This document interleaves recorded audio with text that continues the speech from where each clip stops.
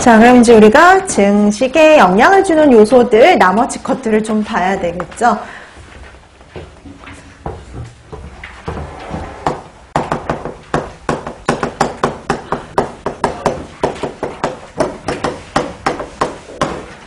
자, 세균의 증식 조건.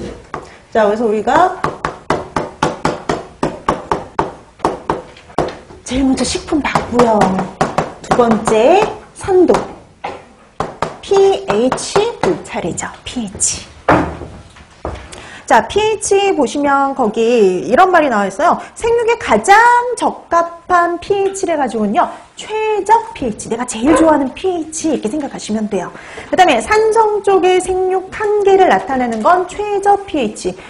밑에 건 최저. 그 다음에 알칼리성은 저 위쪽이잖아요. 그때는 최고 pH 이렇게 얘기를 하는 거예요. 그래서 우리가 이렇게 이제 예를 들어서 세균이 생육 가능한 pH 범위가 이렇게 되어 있다라고 하면 제일 좋아하는 조건은 최적이라는 말을 쓰고, 아래쪽 한계를 가지고는 최저 pH라는 말을 쓰고요. 위쪽 한계를 가지고는 최고 pH다 이렇게 얘기를 한다는 거예요.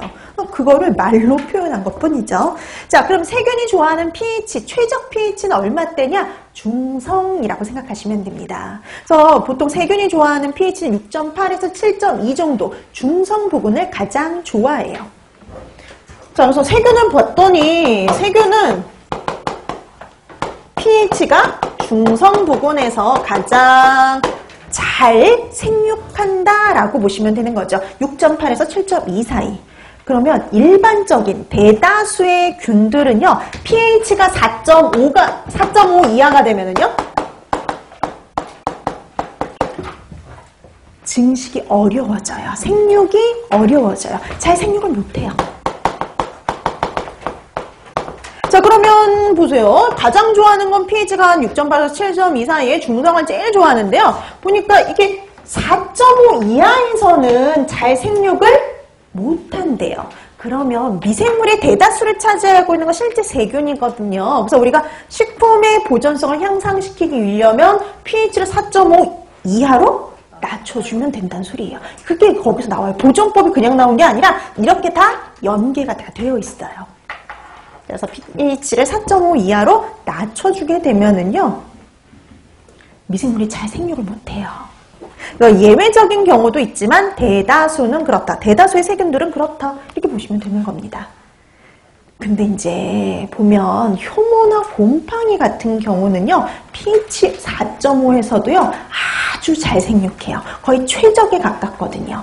그래서 효모하고 곰팡이 보세요. 효모나 곰팡이는 세균보다 pH에 덜 민감하다. 그러니까 낮은 pH에서도 생육이 가능하다라고 보시면 돼요. 그래서 pH 3, 4 이때가 가장 최적이에요. 효모나 곰팡이는요, 오히려 pH 3, 4 정도가 가장 최적입니다. 딱 살기 좋은 환경이에요. 그래서 여러분 귤 생각해보세요. 귤의 세균은 잘 번식을 안 해요. pH가 낮으니까, 산성 쪽에 가까우니까. 근데 대신 뭐가 펴요? 곰팡이가 그렇게 잘 피잖아요.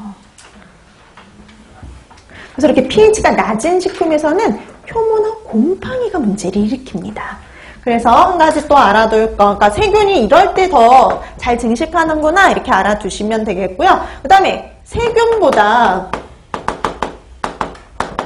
곰팡이, 효모 이런 애들은요, 낮은 pH에서도 잘 생육한다라고 알아두시면 돼요. 그러니까 곰팡이나 효모는요, pH가 낮은 식품에서도 잘 생육한다. 그럼 산성식품에서 주로 문제를 일으키는 건 곰팡이와 효모 이렇게 생각하시면 되는 거죠. 자, 그래서 이렇게 환경에 따라서요, 미생물도 잘 자란 애들이 따로 있어요. 문제를 일으키는 미생물들이 따로 있다는 거죠. 자, 이렇게 해서 pH가 영향을 줄 수 있다라고 봐두시면 되는 겁니다. 자, 그 다음에요. 또 이 생육한 그 환경이 영향을 줄 수가 있는데, 거기 보니까 뒤에 이제 내용들을 한번 정리해 볼 거예요. 자, 그럼 pH와 관련해서 마지막 정리할 건 거기 뒤에 나와 있는 내용이에요. 첫 번째, 세균이 잘 증식하는 조건. 두 번째, 세균보다는 효모나 곰팡이가 더 낮은 pH에서 잘 생육하더라. 이 말은 산성식품에서 문제를 일으키는 건 곰팡이, 효모 이런 의미고요. 그다음에 이제 마지막 세 번째. 자, 그럼 이제 우리가 이런 pH를 가지고 봤을 때 이 미생물들이 잘 생육을 못하게 하는 건 어떤 요인에 의해서냐 이건데요. 뒤에 정리할 내용은 자, 우선 거기 우선 하나 나와 있는 거 있어요. 미생물의 생육은 외부의 pH의 영향을 받아요. 외부 pH가 어떠냐 이거에 따라 영향을 받는데요. 보통 pH가 산성일 때 생육하기가 어려워지죠. 보통 일반적인 세균들은. 자, 근데 그건 어떤 거에 의한 거냐면 낮은 pH에서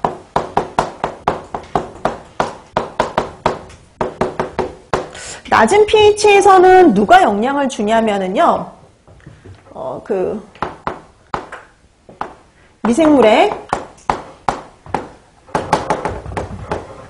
생육 저해는 수소이온에 의한 거예요. 수소이온. 요 수소이온이 많아지게 되면은 증식이 억제되는 겁니다.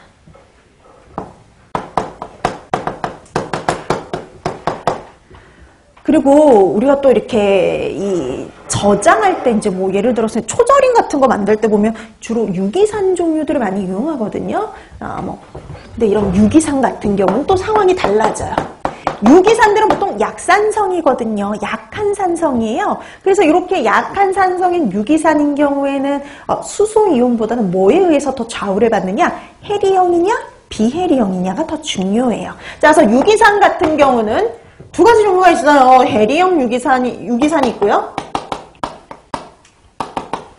비해리형 유기산이 있는데 해리형과 비해리형 중에 더 효과가 좋은 건 비해리형 유기산들이에요. 그러니까 우리가 해리됐다 뭐 이런 거는요. 예를 들어서 이렇게 분자들이 이렇게 연결되어 있는 것들이 나중에 이렇게 떨어져 나가면 해리되었다 이렇게 얘기를 해요. 그럼 얘는 해리가 되어 있는 형태, 얘는 비해리형이죠. 근데 보니까 비해리형이 더 효과적이다라는 거예요. 자, 그래서 해리형보다는 비해리형이 더 효과적인데요. 그 비해리형 유기산들이 더 효과가 좋은 이유는 뭐냐면은요. 이런 의미예요.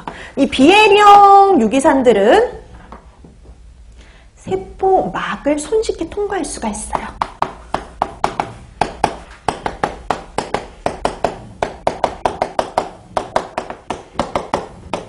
세포막을 아주 손쉽게 뚫고 들어갈 수 있어요. 그럼 여러분, 이렇게 보니까 세포 내부로 침투할 수 있다는 소리잖아요. 그래서 세포막을 손쉽게 통과해서 세포 안쪽에 들어가다 보니까요. 세포 내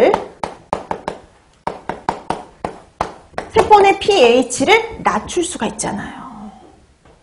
세포 내 pH가 낮아지니까 증식이 저해되는 거죠. 증식이 억제되는 거예요. 그래서 비해리형이 더 효과가 좋아요.